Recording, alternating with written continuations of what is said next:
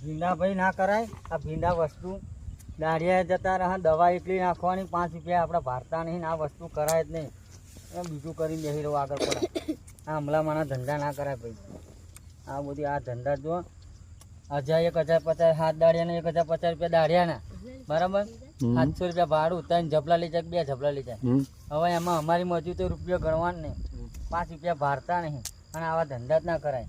આ તો કરતા કરી બેઠા શું કરવાનું. ખર્ચો કેટલો થાય ખેતી? ખર્ચો 80,000 પહોંચ્યો.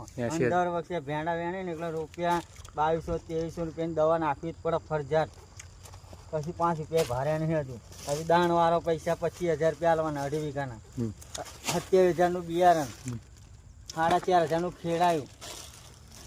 હવે શું માલી આમાં? અને દવા નાખો કે દવામાં રિઝલ્ટ દવા તો પાછું જેટલા ભીંડા વેણો એમ દવા નાખતું જ રહેવાનું. તમારે 2700 રૂપિયાની દવા આવે, 2500ની દવા આવે. જેવી દવા હલકી વાપરે તો કે તમારા વિકાસ નહીં થાય, અને સારી વાપરે તો જોવાય નહીં આવતા. હા, કેવો વિકાસ થાય ભીંડાનો. હું તો એટલી ખબર પડે કે બીજું ઘઉં ડાંગા બાંગા કરીને બેસી રહે, કોઈ ખર્ચાવો નહીં. આવું બધું ના કરે. જય માતાજી. પાણી બારી ભરાય